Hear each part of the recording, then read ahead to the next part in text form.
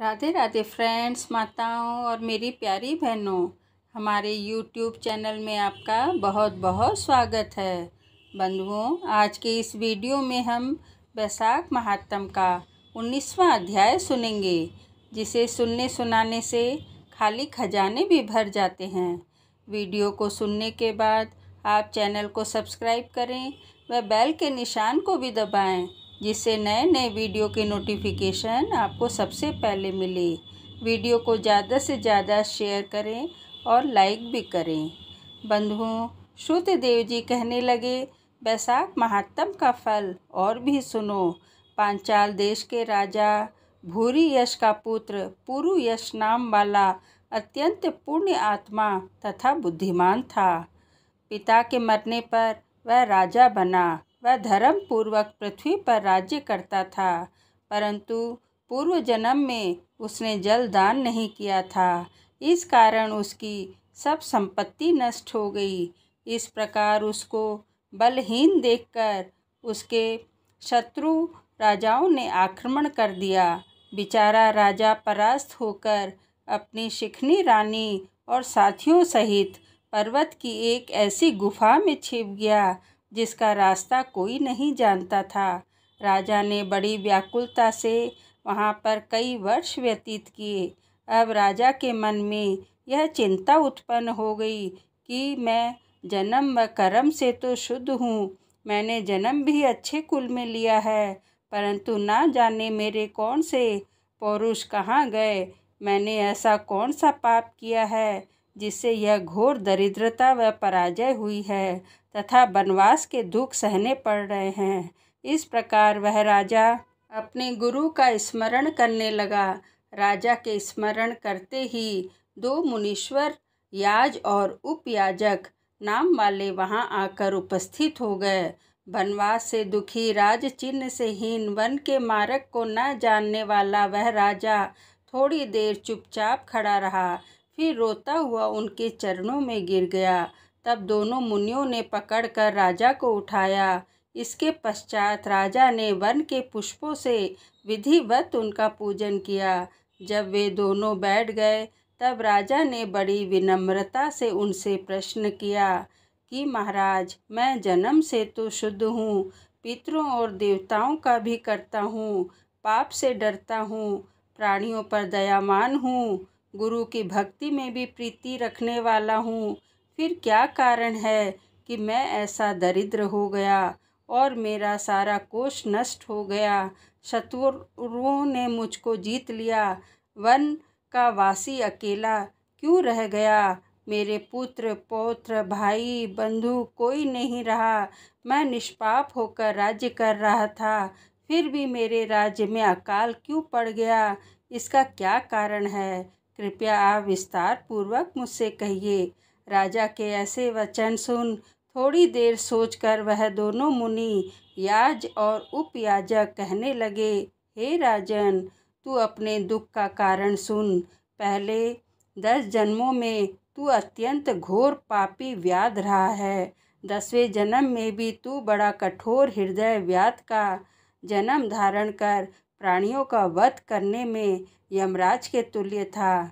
जब 10वें जन्म में तू गूढ़ देश में था तो अपने घोर एवं बुरे कर्मों में लगा रहा, यात्रियों को निर्ममता से कष्ट दिया करता था।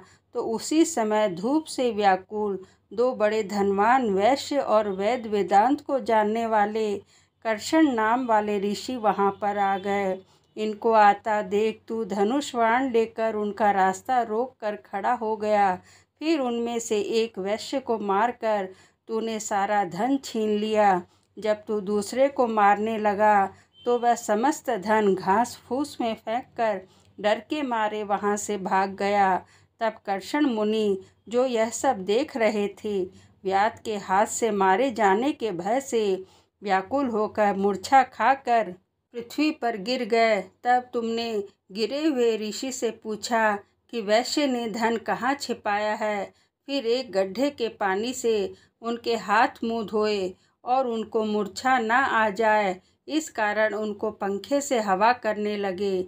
और मुनि से कहा, जब तक मैं इस वन में सशक्त हूँ, तब तक तुमको किसी बात का भय नहीं है। निर्दोष मनुष्य सदा सुखी रहते हैं तथा तुम्हारे फटे वस्त्र व टूटे बर्तनों को लेकर भी मैं क्या करूँगा?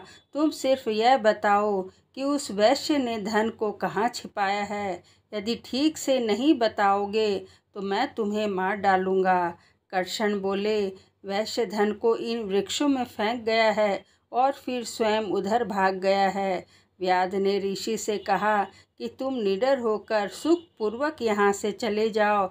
यहाँ से थोड़ी दूर पर पक्के तालाब में निर्मल जल है। वहाँ पर जल पीकर और अपनी थकान दूर कर अपने स्थान को चले जाओ।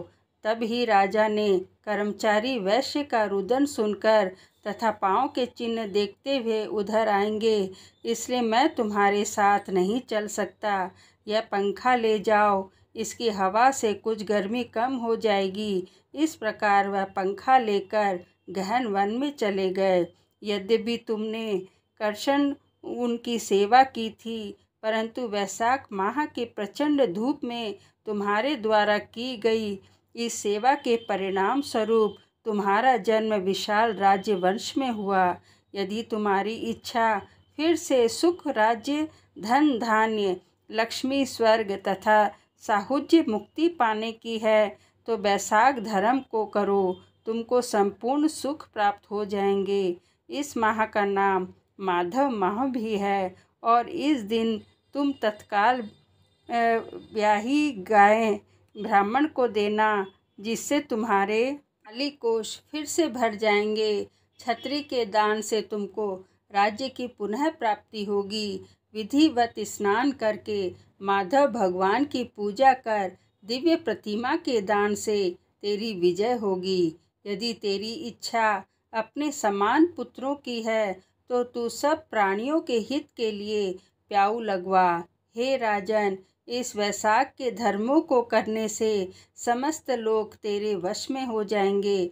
इतना कह दोनों कुल पुरोहित, याज और उप याजक अपने अपने घर को चले गए।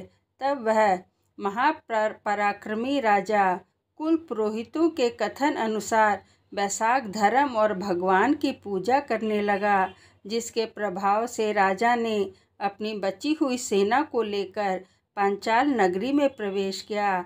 इस प्रकार राजा पुरुयश ने अपना खोया हुआ सारा राज्य वापस पुनः प्राप्त कर लिया। इति वैशाख महात्म नवदश अध्याय समाप्तम। बोलो विष्णु भगवान की जय।